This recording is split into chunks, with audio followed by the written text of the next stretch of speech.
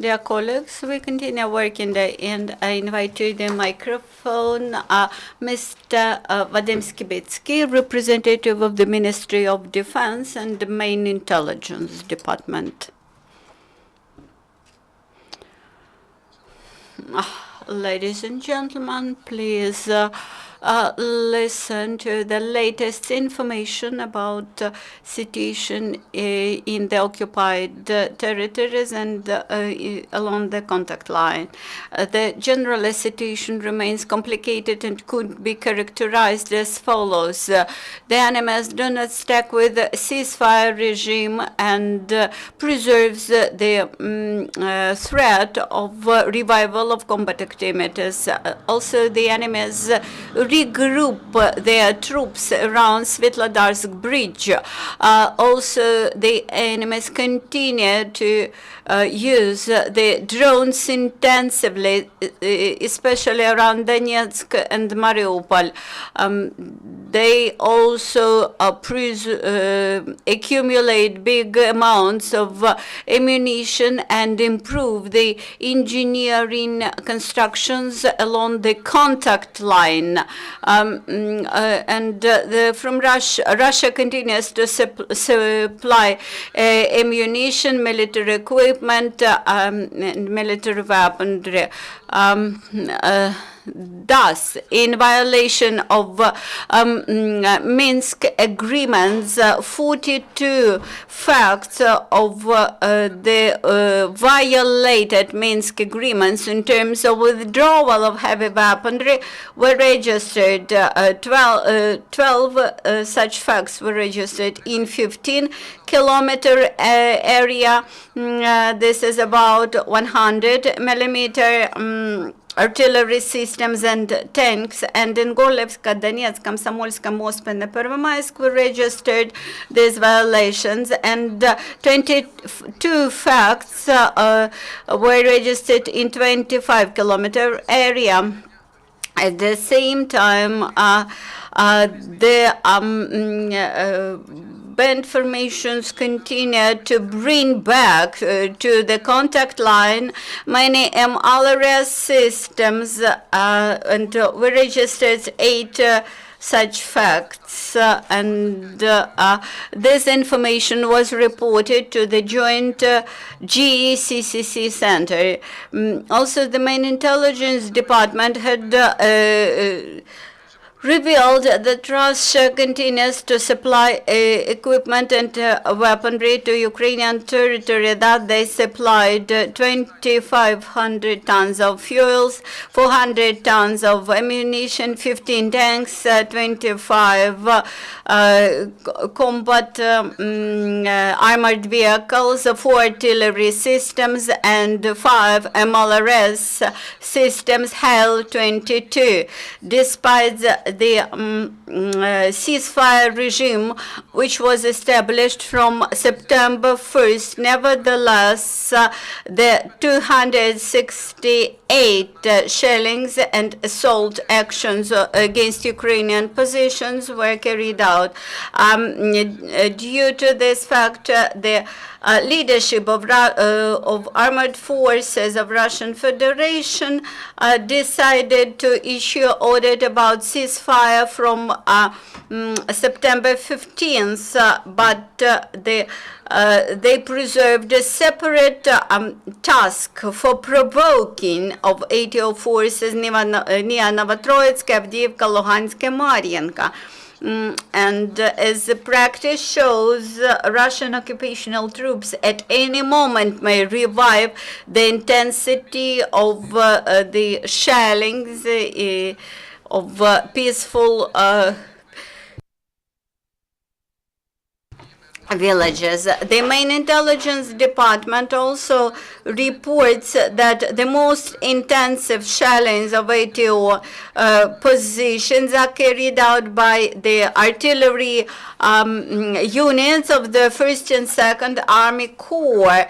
The management is carried out and all the orders come from the General Staff of Russian military forces via Center of Territorial Troops and via Southern regional management. Here you see the structure of artillery command, and there are figures showing limits of shells that should be used in course of shellings. Also, the reconnaissance operations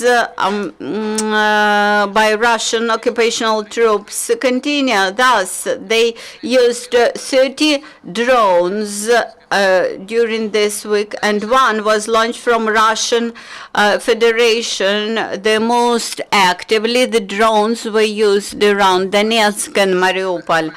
Actually, in all the units of the 1st and 2nd Army Corps, the enemies carry out military trainings and continuous military awareness exercises. Thus, on Terez military field, there is inter-republican tank exercises among tank units of the 1st and 2nd Army Corps, where they use howitzer artillery division and reconnaissance brigades. Also, the military fields Uspensky, Markina, Kruhlik, and Krasny Luch are involved. The use of detachment of Russian forces in the territory of Ukraine, and also 6 detached motorized brigade servicemen, and the 5th all-military army of Ussuriska, and the Eastern, and also they sent 6 motorized company of 2nd motorized battalion. And also there is a detachment of 70 servicemen together with military equipment to carry out duties in the temporarily occupied territory. And also there are evidence that in our territory there are anti-air rocket division of 60th detached motorized brigade that carry out military tasks. Also military intelligence identified the personnel of this detachment, headed by Gasan Valeriyevich Ramazanov, and the people from this motorized company, the names of these people are mentioned on the slide. You can see this information. You can see that their names, surnames, and data on the servicemen who now carry out their military tasks in the territories of occupied parts of Donetsk and Luhansk oblasts. With a view to create and support negative attitude of local population of temporarily occupied territories of Donetsk and Luhansk Oblast to the armed forces of Ukraine and the leadership of our state, official Moscow continue their efforts of patriotic, so-called patriotic upbringing of the citizens of Ukraine. Illegal power of DPR carried out military training for young people in the framework of the system of voluntary union that promotes army, aviation, and Russian fleet, so-called the SAF. On the 23rd and 25th of September, on the basis of a special detachment, they will have Zarya game. And in this event, 15 teams will take part from different institutions, and they will be trained in topography, physical training, medical training, and also all military disciplines will be included in the program. Also, separate information about the situation in the occupied Crimea.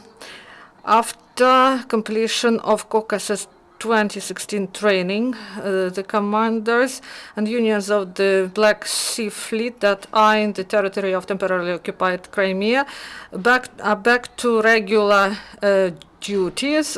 And now they, starting from 11th of September, they return troops to the places of their permanent deployment. And also they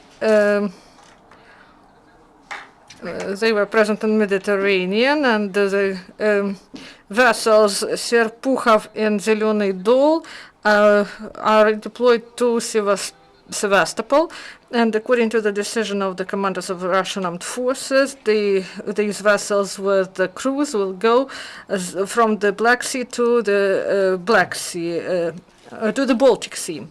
And Serpukhov and Zelyony Dol will be included in the Baltic fleet to increase their military capabilities in case of confrontation with NATO. So these decisions of Russian leadership raise concern among the men of these vessels who do not want to change their place of service, and they do not want to serve in the Baltic fleet. And half of men tried to prevent this redeployment, saying that they have some problems with health among their family. And so I would like to remind that the situation in the Baltic fleet, according to the results of verification by the Ministry of Defense of Russian Federation, is critical. And after this verification, all commanders of the Baltic Sea Fleet were dismissed, and now they do everything possible to reinforce these units that Russia plans to use if there will be a conflict with Western countries, namely with NATO. Thank you, Vadym. Do you have questions? Please introduce yourself first. Thank you. Ksenia Dvornikova, 5th channel. Do you have information? Can you make it public? What is the number of servicemen of Russian Federation in the occupied territories? And what is the dynamics? Do they leave? Do they come? Or the situation remains the same? If you don't take into account 1st and 2nd Army Corps of Russian occupation forces, the number of which is 35,000 people in the territory of our state, there are about 7,000 servicemen of regular forces of Russian Federation. And the dynamics as of today is like this. Firstly, there is rotation of separate detachments, and in the previous months they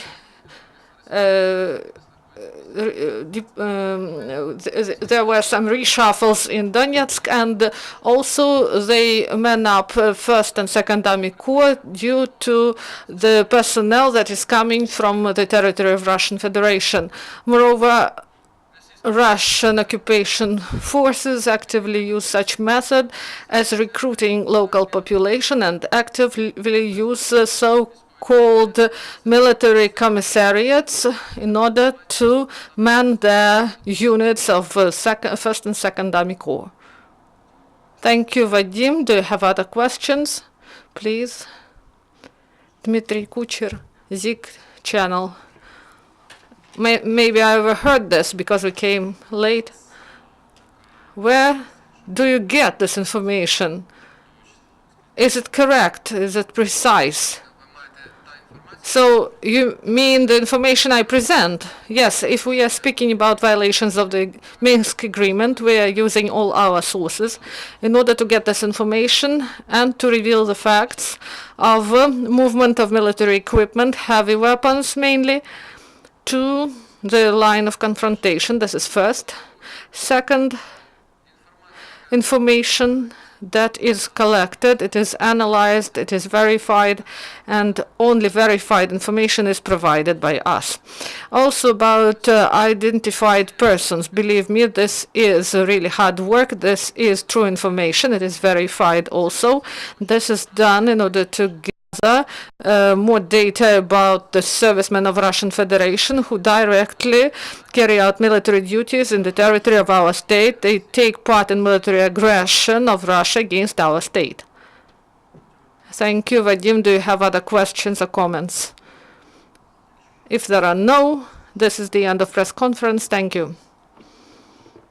Dear colleagues, next event is at 2 o'clock.